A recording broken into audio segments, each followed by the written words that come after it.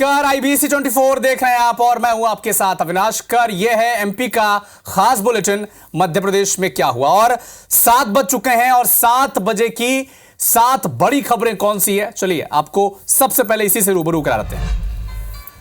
तो मध्य प्रदेश में एक बार फिर से मदरसों पर सियासत शुरू हो चुकी है। कौन सा ऐसा फरमान है जिस पर सियासी बखेड़ा फिर से खड़ा हो चुका है, बताएंगे इस बुलेटिन में।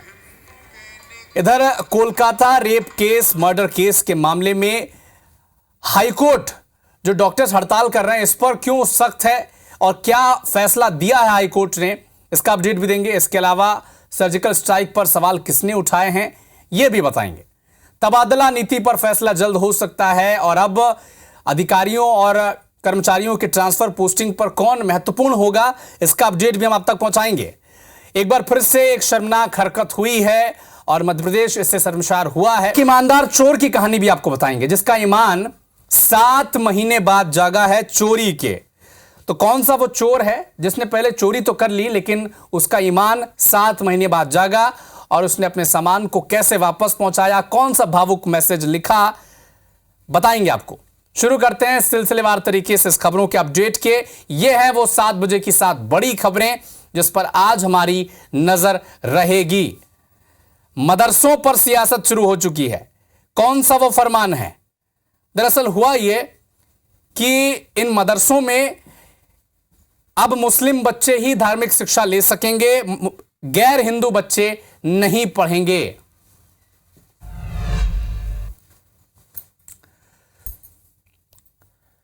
जबलपुर हाईकोर्ट ने जूनियर डॉक्टर्स के संगठनों को तत्काल हड़ताल खत्म करने का आदेश दिया है और जूनियर डॉक्टर्स की समस्याओं और उनकी मांगों पर सुनवाई के लिए 20 अगस्त अगली तारीख तय कर दी है।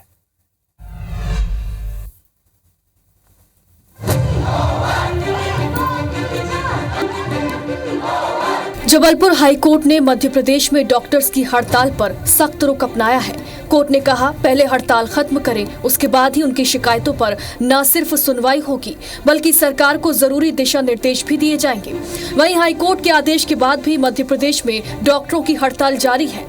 डॉक्टर्स जो है एसेंशियल सर्विसेज में आते हैं और ये एसेंशियल सर्विसेज अगर हमारे मध्य प्रदेश की अगर ठप हो जाएगी, डॉक्टर्स अगर स्ट्राइक में जाएंगे तो मरीजों का बुरा हाल हो जाएगा। तो इसलिए माननीय उच्च न्यायालय ने इसे संज्ञान में लेते हुए सभी को नोटिस देते हुए अपनी मांग हमारे समक्ष माननीय उच्च न्यायालय के समक्ष रखने के लिए बोला। कोलकाता रेप मर्डर केस को लेकर जूनियर डॉक्टर्स हड़ताल कर रहे हैं, जबकि हाईकोर्ट पिछले साल ही डॉक्टर्स की हड़ताल को अवैध ठहरा चुका था। हाईकोर्ट के उसी जजमेंट को आधार बनाकर इस बार फिर हो रही जूनियर डॉक्टर्स की हड़ताल को हाईकोर्ट में चुनौती दी गई थी। मध्य प्रदेश की मोहन यादव सरकार ने मदरसों को लेकर एक बड़ा फैसला किया है। मदरसों में अब गैर मुस्लिम बच्चों को धार्मिक शिक्षा दी जाएगी तो फिर कड़ी कार्रवाई होगी। बच्चों को उनके पेरेंट्स की अनुमति के बिना धार्मिक शिक्षा अगर दी जा रही है तो ऐसे मदरसों की मान्यता रद्द कर दी जाएगी। सियासत इस पर हाई है। क्या है मामला, इस रिपोर्ट में।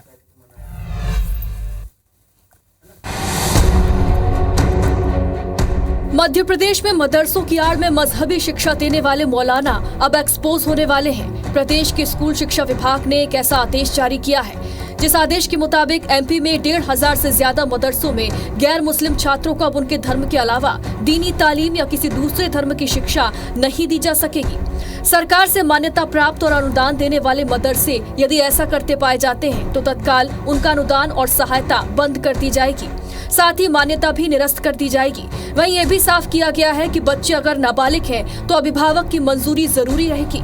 इस आदेश के बाद राज्य का सियासी पारा हाई है।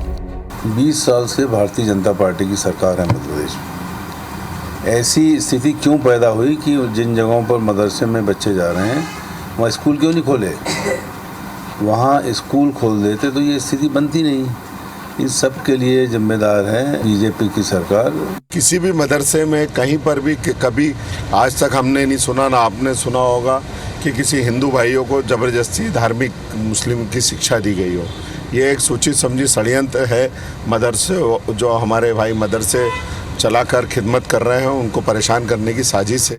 तो वहीं बीजेपी ने इस फैसले का स्वागत किया है। बीजेपी विधायक रामेश्वर शर्मा ने सरकार से मांग की कि धार्मिक शिक्षा देने वाले मदरसों पर कार्रवाई की जाए और उनको सरकारी जमीन न दी जाए।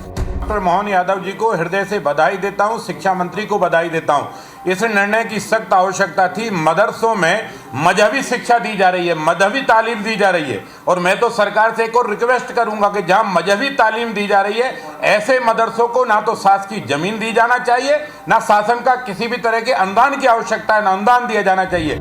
मदरसों को लेकर लगातार मिल रही शिकायतों को लेकर ये फैसला लिया गया है और वहीं अब इस फैसले पर सियासत भी तेज हो गई है।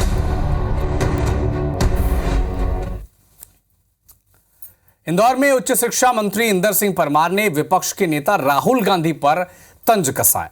कहा है कि विपक्ष के नेता राहुल गांधी ऋग्वेद को पढ़ लें। ऋग्वेद में लिखा है कि चंद्रमा पृथ्वी का चक्कर लगाता है और दुनिया के लोगों ने इस सिद्धांत को बाद में लिया।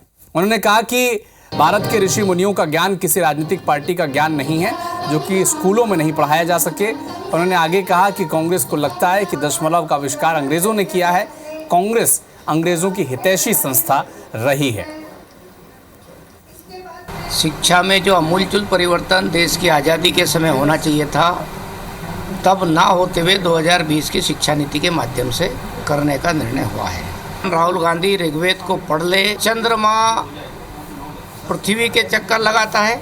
भारत के ऋषि मुनियों ने, भारत की परंपरा में ये जो ज्ञान है, ये ज्ञान किसी राजनीतिक पार्टी का ज्ञान नहीं है, भारत के दर्शन का है। सरकार और पार्टी हम सैद्धांतिक रूप से सहमत है कि चुनाव होना चाहिए।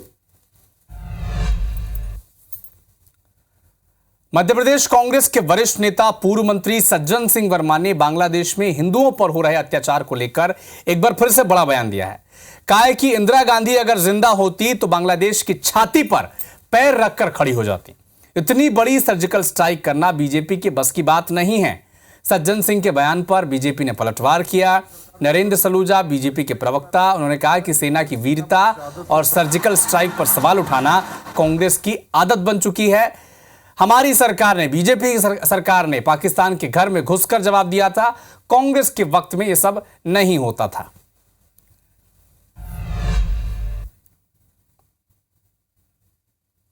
मैं तो दावे से कहता हूँ, यदि मेरी नेता स्वर्गीय श्रीमती इंदिरा गांधी आज होती तो बांग्लादेश की छाती पे पैर रख के खड़ी हो जाती। और ऐसे अत्याचार और जुल्म कांग्रेस के लोग बर्दाश्त नहीं करते हैं। बांग्लादेश बनाया था, इतनी बड़ी सर्जिकल स्ट्राइक करना इन लोगों के वर्तमान सत्ताधारियों के बस की ये नहीं।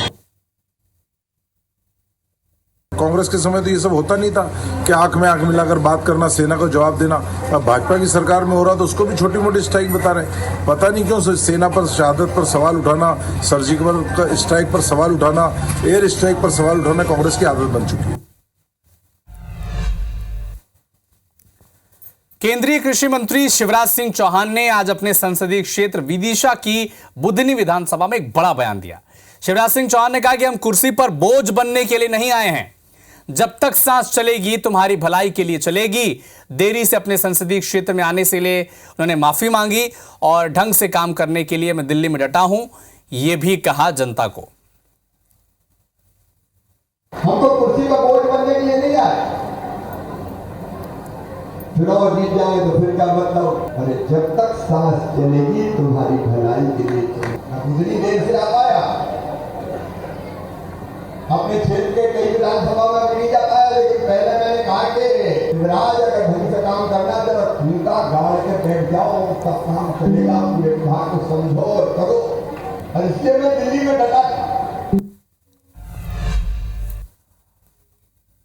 कोलकाता में ट्रेनी महिला डॉक्टर की हत्या दुष्कर्म के मामले में एमपी कांग्रेस ने कड़ी निंदा की है और आरोपियों को तालिबानी सजा देने की मांग की जा रही है। कांग्रेस नेता पूर्व मंत्री पीसी शर्मा ने कहा है कि डॉक्टर के साथ बहुत गलत हुआ। ऐसा कृत्य करने वालों को फांसी से काम नहीं चलेगा। इनका उनके हाथ पैर काट दिए जाएं, उनके प्राइवेट पार्ट काट दिए जाएं, उसे जिंदा रखा जाए। जिसके बाद बीजेपी के विधायक रामेश्वर शर्मा ने कहा कि पीसी शर्मा सोनिया मैडम से बोलें, इंडिया गठबंधन अगर बलात्कारियों के खिलाफ है तो ममता दीदी को इंडिया गठबंधन से अलग कर देना चाहिए। उन्होंने कहा कि सिर्फ राजनीति के लिए बयानबाजी करना ठीक नहीं है।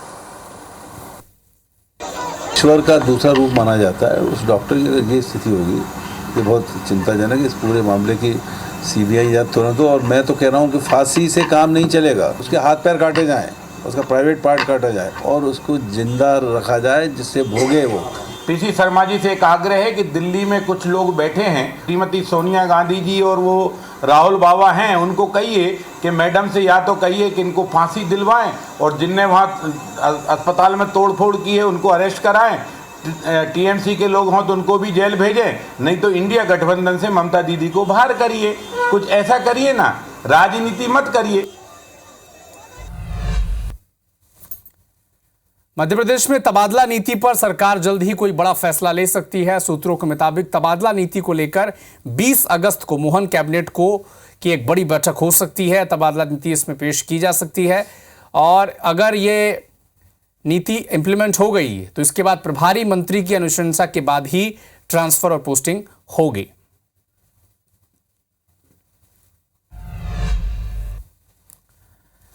ग्वालियर में एक चोर का 8 महीने के बाद ईमान जाग उठा। चोरी के 8 महीने बाद घर की दीवार पर चोर लिखकर गया कि यूपी के औरैया कोतवाली में आपकी बाइक खड़ी है। चोर जनकगंज थाना क्षेत्र से बाइक चोरी कर ले गया था। 27 दिसंबर 2023 की रात को बाइक चोरी हुई थी, लेकिन 8 महीने बाद इस चोर का अचानक से ईमान जाग गया और चोरी की जो बाइक थी वो थाने में जमा कर दी और जिसके घर से चोरी हुई थी उसके घर के सामने बाकायदा मैसेज भी लिखा कि यहाँ पर आपकी बाइक खड़ी है, आकर ले जाएं। तो फिलहाल इस बुलेटिन में इतना ही, लेकिन देश और दुनिया के साथ एमपी और छत्तीसगढ़ के हर अपडेट के लिए आप जुड़े रहिए हमारे साथ। नमस्कार।